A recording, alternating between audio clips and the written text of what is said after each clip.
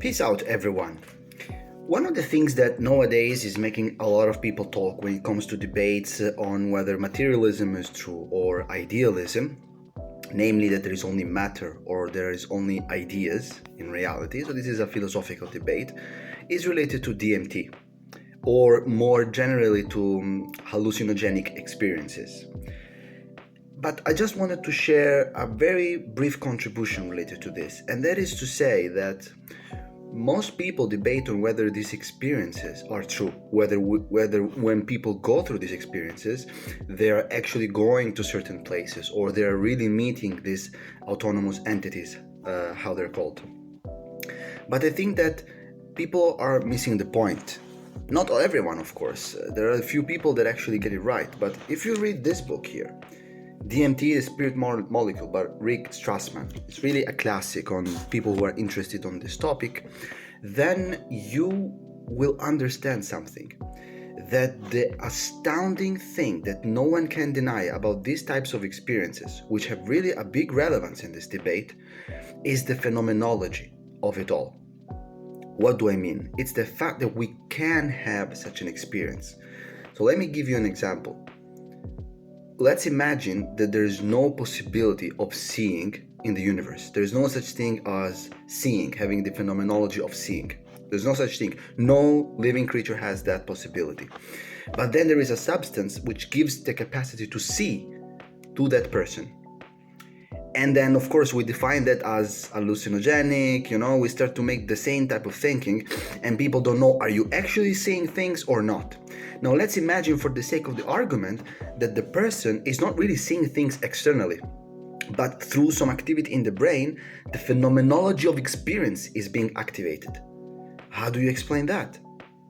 How do you explain that? If that thing doesn't exist in reality, and we cannot experience those sort of things at all, necessarily, then it means that we shouldn't have the type of experience. Maybe we should imagine amazing sounds, if that's the only way we have to experience things in this mental example. But if we do see, then the phenomenology becomes astounding, very important, because it means that there is such an experience as seeing. And it is something similar here with this sort of hallucinogenic experiences, which I, as a Muslim, don't promote by any way. But of course, you have to appreciate the scientific aspect of it. You have to appreciate all that is going on. Okay? And so this is just what I wanted to say, that this phenomenology, it seems to be hinting at the fact that we do have the capacity to have those sorts of experiences. When we ingest these substances, some of these substances, people don't just have an experience that is what we normally have on steroids, let's say. There are some substances that lead you to that. You have enhanced experience of reality. Okay? But even in the dream world, people never have those sort of experiences. People don't see those sort of imageries. People don't feel those sort of feelings, and so on and so forth. Okay? And just that's it. The question now becomes, if that phenomenology is possible, then what is causing that? Or rather, we should say, what part of us has the capacity to produce that phenomenology? And I think, as a theist myself, I think that saying the soul is not really something far-fetched or bizarre.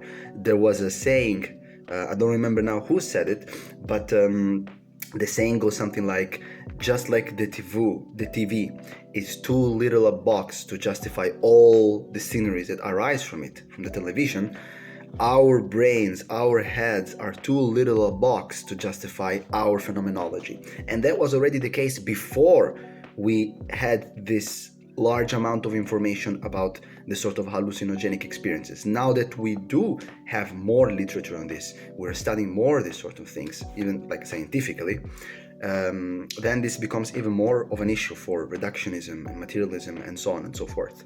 So, if you have any reading suggestions related to the phenomenology of this, make sure to share it in the link below, in the comment section below. And again, if you're interested on this part of things, just go for this book, which is really nice.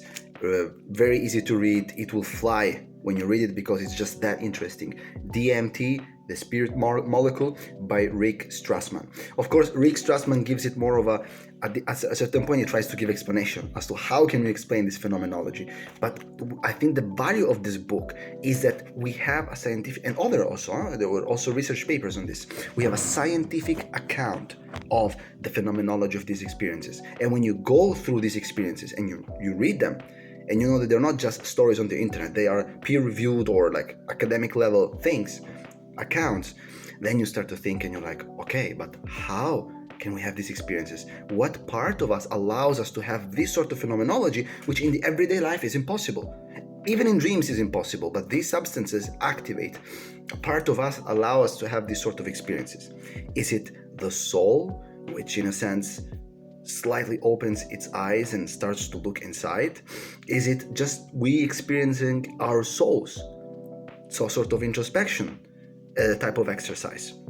Or are we really looking and peering into something else? You know, there were some nice podcasts even by theists, Christians, and Muslims, and so on, that even where people had these experiences and then they converted to the religion, for example, Christianity or Muslim, or became more practicing, because this is one of the common features of these experiences. A lot of people become more spiritual, and they say, look, maybe, you know, these things are like demons or jinn, as you would call them in Arabic, in the Islamic traditions, because they demand, these autonomous entities demand worship. Sometimes they give you good advice, sometimes, you know, they are tricky jesters, and so on and so forth.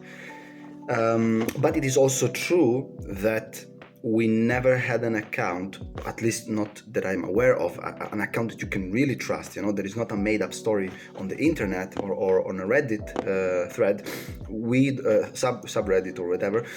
We don't have an account where new information is given, where these entities say, hey, that's going to happen tomorrow. That's going to happen in like a week. Hey, that thing happened to that person, and there's no way you know that. That would be like earth-shattering. And maybe if we gather all the experiences that people have, we have like academic experiences related to this and experiments, maybe we will discover something.